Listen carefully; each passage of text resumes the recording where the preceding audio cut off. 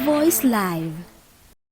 And now, here is your host, Uncle Voice.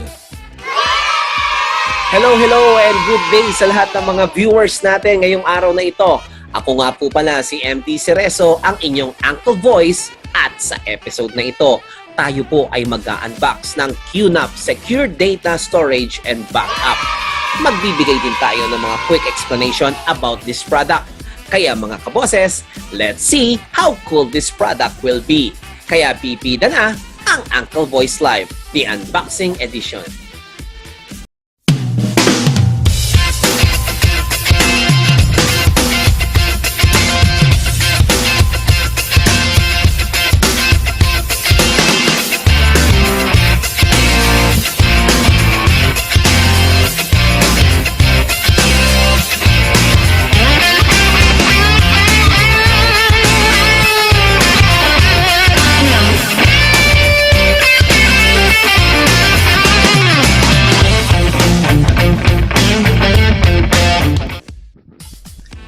Again, voice mates, samahan nyo ko and we will do the video of our unboxing. Then, syempre, ipapakita natin yung ports available sa NAS na ito.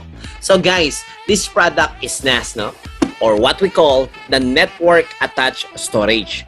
Later on, we will show you the basic usage scenario na pwede nating paggamitan ng mga NAS devices natin. Isa sa mga struggles natin bilang mahihilig sa mga multimedia ay yung capacity ng mga hard drives or memory natin. Lalo ako na palagi ako nag-i-edit ng shows. And syempre, ipapakita natin yung mga benefits kapag meron ka ng NAS sa ating bahay o sa ating opisina. So mga voice mates, tara at simulan na nating mag-unboxing. So habang ginagawa ko ang unboxing kay NAS, malamang magtatanong kayo, ano nga ba ang NAS? NAS is basically a device na ginagamitan ng mga collection hard drives that you can access your files wired or wirelessly. Yes, you heard it right, wirelessly. And syempre, unlimited ang pwedeng mag-access ng inyong mga files. Para itong maraming memory card or maraming external hard drive pero you don't need to plug or connect internally sa gadgets mo.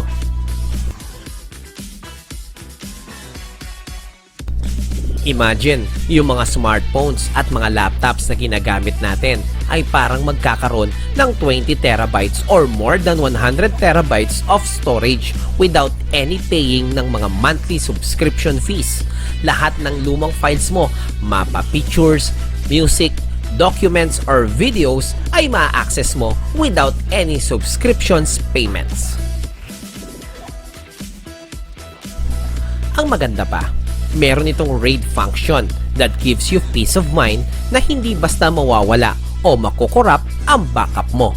Imagine mo, ang external hard drive mo, pag nasira ang 1 terabyte, malulungkot ka na lang or iiyak ka kasi mawawala lahat ng 1 terabyte files mo. Pero sa QNAP, may RAID function kaya safe ang files natin dito. By the way, the 2-bay NAS TS-231K has a 2-drive bay with capabilities of 18 terabyte each bay. Meron siyang LED lights, buttons for power, rest, and one-touch copy. So, balit USB 3.2 port na siya. And sa likod naman, meron siyang fan para sumingaw ang init nito galing sa loob. Meron din siyang dalawang Ethernet ports with Kingston lock and meron din siyang power plug. Bali yung CPU niya ay Alpine AL214, 4-core, 1.7 GHz by Amazon. It has a 1GB DDR3 memory with a drive bay of 2 by 3.5 inch SATA, hot swappable, SSD acceleration support, at maganda dito, up to 400 concurrent connection users ang pwedeng gumamit nito.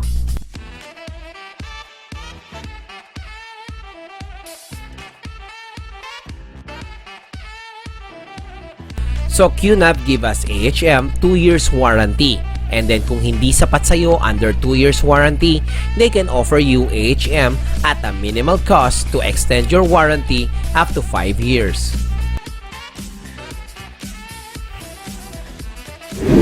You're watching Uncle Voice Live.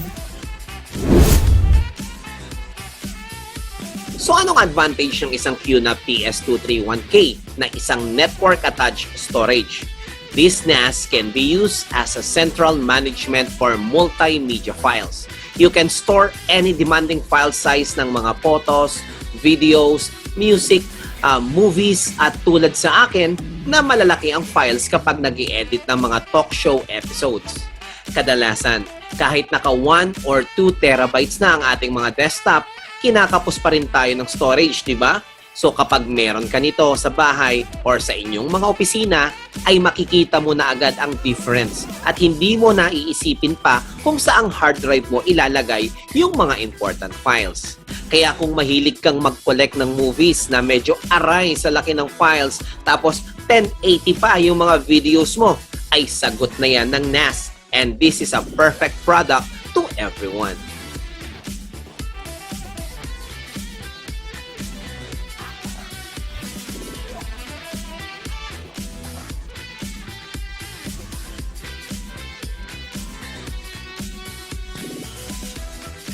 Ngayong nasa digital age na tayo, I recommend everyone na magkaroon ka ng tulad nito. The processor naman, kahit na network-attached storage na siya, kailangan pa rin natin ng processor para gumana siya na maayos. Meron din siyang real-time video transcoding na kahit medyo malalaking files and at the same time, medyo complicated yung format and videos natin, then this can easily transcode sa AHM. Ano ba tawag dito? It transcode the videos or multimedia para mas madali natin siyang makita or mas viewable. O di ba, astig?